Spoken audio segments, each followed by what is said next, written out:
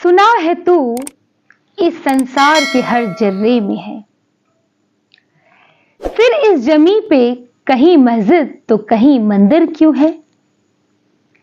जब रहने वाले दुनिया के हर बंदे तेरे हैं, तो फिर कोई दुश्मन और कोई दोस्त क्यों है। लिखता है तू ही यहां सभी के मुकद्दर, लिखता है तू ही यहां सभी के मुकद्दर, फिर कोई बदनसीब और कोई मुकद्दर का सिकंदर क्यों है। मैं doctor Monalisa, founder and president of the Rao foundation, एक बार फिर से आप सभी लोगों का अपने इस चैनल पे वेलकम करती हूं। मैं आज फिर से एक नए टॉपिक के साथ, जैसा कि थंबनेल में आप लोगों ने देख ही लिया होगा, आज का टॉपिक है रियल डिवोटीज ऑफ गॉड, यानी ईश्वर के सच्चे भक्त। ज्ञान चर्चा आरंभ करने से पहले एक छोटी सी गुजारिश हमेशा की तरह, अगर आप लोगों को मेरे द्वारा दिया हुआ ज्ञान सुनने में अच्छा लगता है तो मेरे इस चैनल को लाइक, शेयर, कमेंट और सब्सक्राइब जरूर से करें, क्योंकि आपके ऐसा करने से हमें बहुत मोटिवेशन मिलता है। तो चलिए शुरू करते हैं। Let's get started.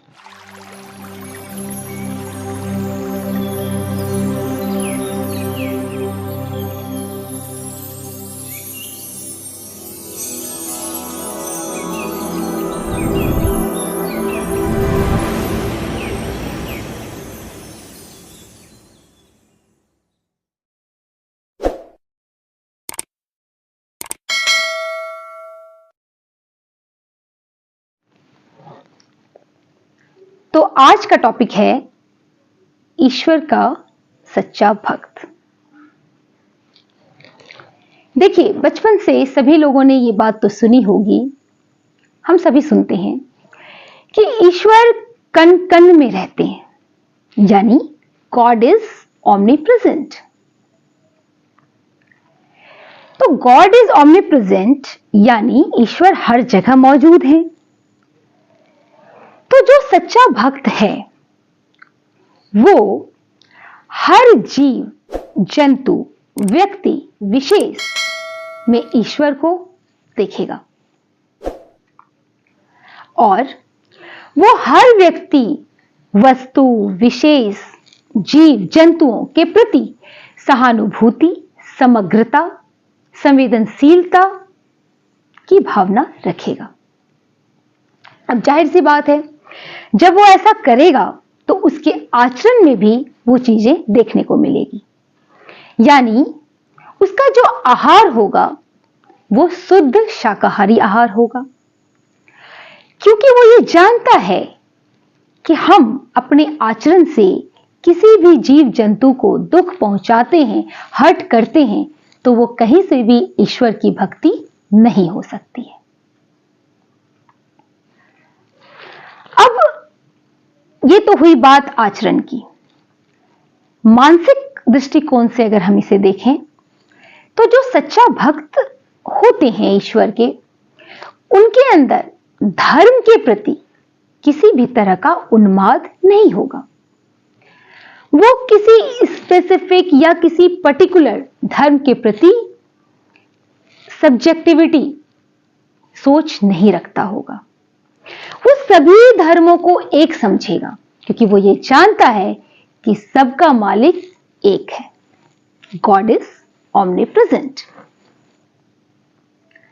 ये होती है सच्चे भक्त की निशानी। अब समझते हैं कि सच्चे भक्त, अच्छा एक बात यहां पे ये भी है कि आज का जो परिवेश चल रहा है, इसमें आप देखेंगे कि सभी लोग अपने आप को सबसे बड़ा भक्त मानते हैं। हर इंसान यहां यही कहता है कि मैं तो ईश्वर का बहुत बड़ा भक्त हूं और बहुत सच्चा भक्त हूं। तो इसको समझने के लिए थोड़ा सा केदारनाथ त्रासदी पे प्रकाश डालते हैं और इसको उस घटना के संदर्भ में समझने का प्रयास करते हैं। कहते हैं, अकाल मृत्यु वो मरे जो कर्म करे चंडाल का। अकाल मृत्यु वो मरे जो कर्म करे चंडाल का। काल भी उसका क्या करे जो भक्त हो महाकाल का। 2013 केदारनाथ त्रासदी। लाखों के तादाद में लोगों ने मृत्यु को करीब से देखा। लोगों की स्थिति यह रही कि वो जो मंदिर था उसके दरवाजे तक भी नहीं पहुंच पाए और बीच रास्ते में ही वो दुनिया को छोड़ गए। त्रासदी ऐसी कि ईश्वर ने अपना पट, अपना दरवाजा तो, अपना जो मंदिर का पूरा उनका स्थान था उसको तो बचा लिया, लेकिन लोगों को चले गए लोग। अब आप सोचिए, वो लोग भी अपने आप को भक्ति समझते थे, ईश्वर का सच्चा भक्त समझते थे। यहां पर कुछ लोगों की यह सोच होगी कि जो बहुत अच्छे होते हैं उसको ईश्वर बहुत जल्दी लेके चले जाते हैं। तो थोड़ा सा इस पे प्रकाश डालते हैं।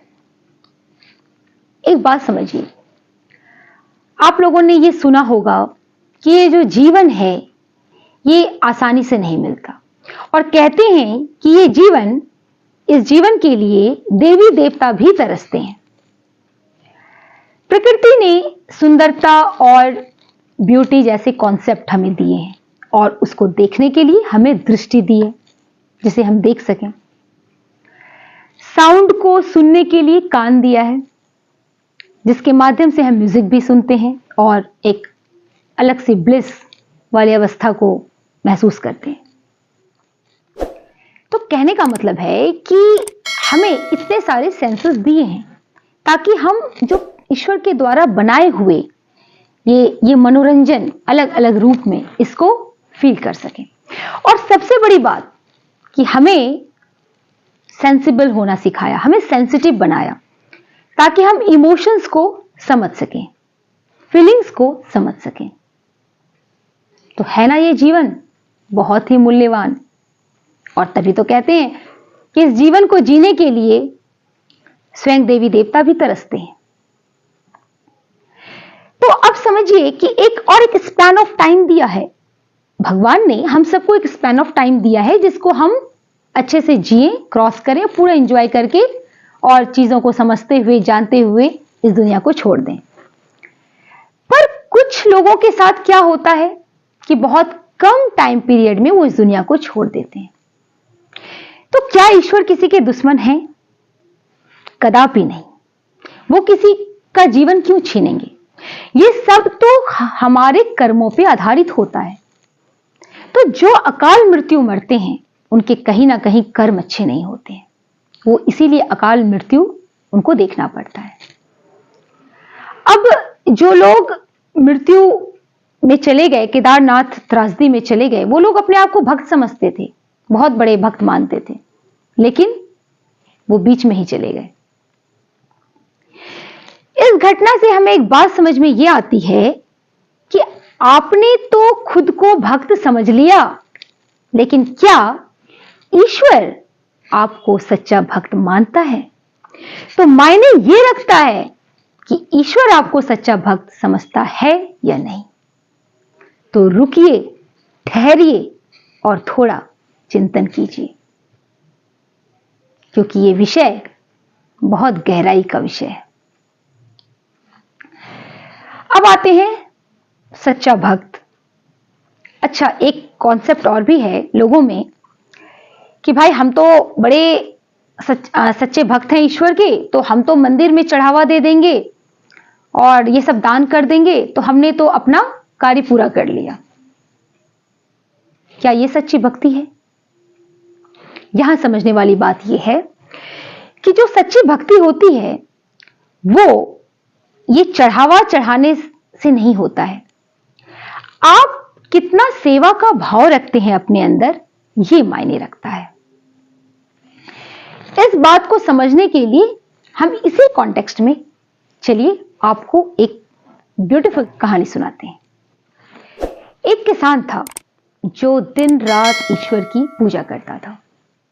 और बहुत ही पूजा करता था और वो भी अपने आप को बहुत बड़ा भक्त भी मानता था। तो एक बार उसके गांव में एक संत आए। चूंकि किसान ज्ञानी था तो उसे पता था कि अगर गांव में संत आते हैं तो उन्हें मिलना चाहिए, और वो गया उनसे मिलने के लिए। लेकिन उस संत से मिलने के लिए पहले ही बहुत सारे कतारों में लोग लगे हुए थे, तो जो इसका जो समय आया मिलने का वो बहुत लेट आया। तो ये संत से कहता है कि संत महाराज, मैं तो दिन रात ईश्वर की पूजा करता हूं और फिर भी आपने मुझे इतना इंतजार करवाया। तो संत कहते हैं कि ये तुम्हारी सब्र का इम्तिहान था कि तुम प्रतीक्षा कितना कर पाते हो, लेकिन अभी भी ये परीक्षा तुम्हारी पूरी नहीं हुई है।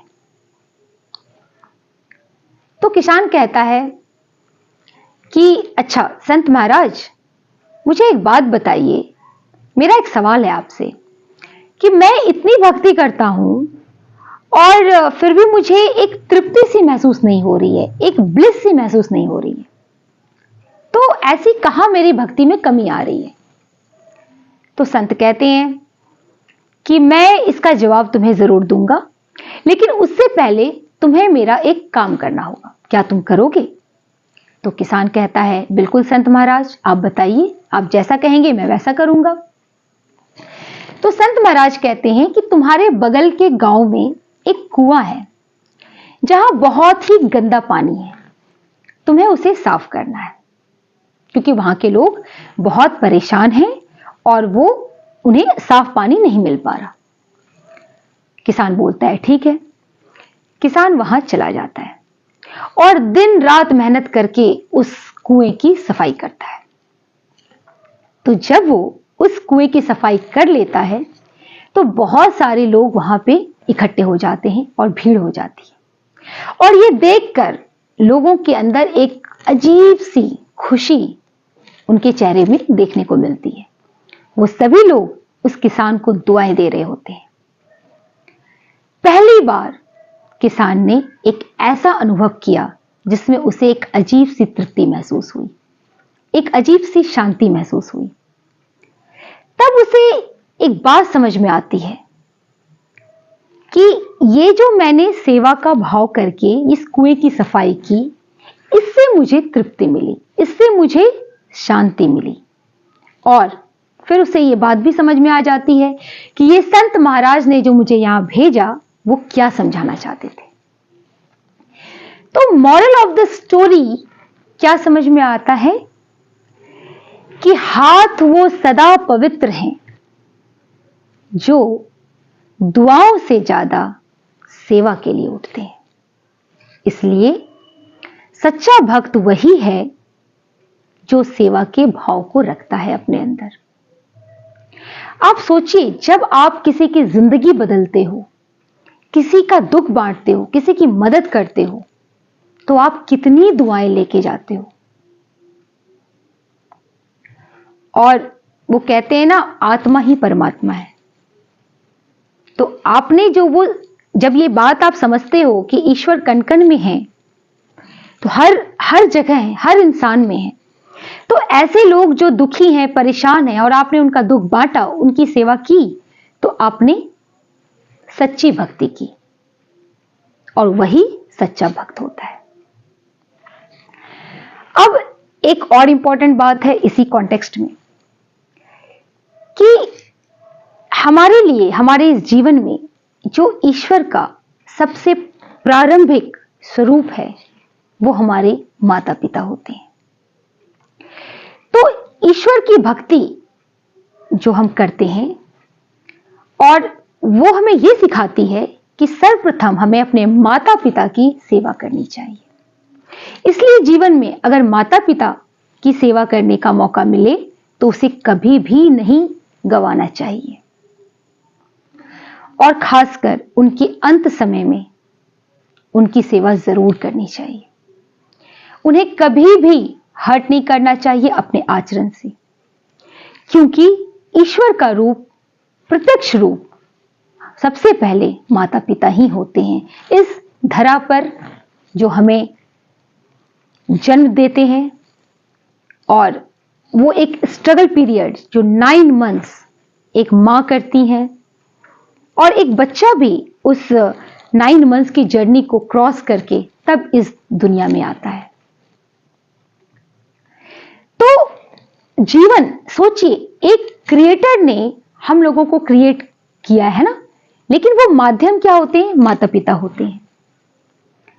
तो जो माध्यम माता पिता होते हैं, उस 9 मंथ्स की जर्नी से वो गुजरते हैं, कितना उनका वो स्ट्रगल फेज होता है, और उनकी वजह से हम इस दुनिया को देख पाते हैं।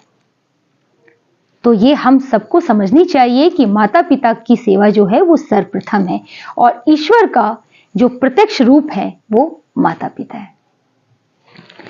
तो आज इस वीडियो में हमने ये समझा कि रियल डिवोटीज ऑफ गॉड कौन होते हैं, ईश्वर के सच्चे भक्त कौन होते हैं, ईश्वर किस तरह से ऑमनिप्रेजेंट है, कण कण में है, और कैसे एक सच्चे भक्त को ये बात पता होती है कि अगर ईश्वर कण कण में है तो उसकी किस तरह से रवैया उनके प्रति सहानुभूति की, संवेदनशीलता की, समग्रता की होनी चाहिए। हमने इस बात को भी समझा। हमने ये भी समझा कि जो सच्चा भक्त होता है उसके लिए सेवा का जो भाव होता है वो सबसे पहले महत्वपूर्ण है, और हमारे जीवन में माता पिता सबसे पहले ईश्वर के प्रत्यक्ष रूप होते हैं। उम्मीद करती हूं आप सभी लोगों को मेरे द्वारा दिया हुआ ज्ञान आज अच्छा लगा होगा। अगर आप लोग चाहते हैं किसी दूसरे टॉपिक पे भी चर्चा हो तो आप लोग कमेंट बॉक्स में मेंशन कीजिए, मैं डेफिनेटली इस पे वीडियो बनाऊंगी और इसी तरह से आप लोगों के साथ अपने ज्ञान को बांटूंगी। तब तक के लिए सभी को नमस्कार।